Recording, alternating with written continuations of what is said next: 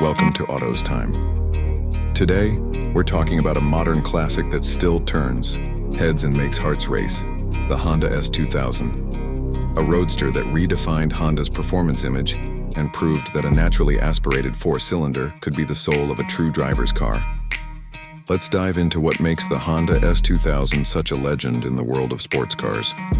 The Honda S2000 was introduced in 1999 to celebrate Honda's 50th anniversary. From the very beginning, it was clear this wasn't just another convertible. Honda engineers poured their heart and soul into the S2000, creating a machine that balanced precision, power, and pure driving excitement. With its long hood, short, rear deck, and aggressive stance, the S2000 had a design that looked fast even when standing still. But what really set the S2000 apart was its engine. The original AP1 model came with a 2.0-liter inline-4 engine, codenamed F20C. This wasn't just any engine. It was a high-revving masterpiece.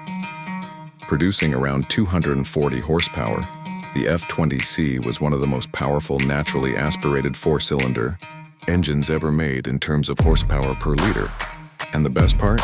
It revved all the way to 9,000 RPM. That screaming red line became the signature of the S2000, delivering a unique driving experience that few cars could match. The engine wasn't the only highlight. The S2000 came with a 6-speed, manual transmission that was praised for its short, precise throws. It's often considered one of the best manual gearboxes ever made. Every shift felt mechanical and satisfying, adding to the pure connection between driver and machine. Combine that with a perfect 50-50 weight distribution and rear-wheel drive, and you had a car that danced through corners with agility and confidence. The S2000 wasn't just about straight-line speed or raw numbers. It was about how it made you feel behind the wheel. The steering was razor-sharp, the suspension was tight, and the chassis communicated everything happening beneath you. It was a purist's car, a machine that begged to be driven hard on a twisty road or taken to the track. In 2004, Honda introduced the AP2 version, which included some changes aimed at making the car more refined. The engine was increased to 2.2 liters, giving it a bit more torque and slightly lowering the red line to 8,200 RPM. While some enthusiasts missed the wild 9,000 RPM revs, the AP2 delivered better low-end power and made the S2000 easier to live with on a daily basis. The suspension was also tuned for better stability, and the car became more forgiving without losing its edge. Inside, the S2000 kept things simple and focused. The cockpit was tight and driver-oriented, with digital gauges, supportive sport seats, and minimal distractions. It was never about luxury, it was about performance. Even so, it offered just enough comfort to make longer drives enjoyable. And when you dropped the top, you had the open-air freedom that made every drive feel like an event.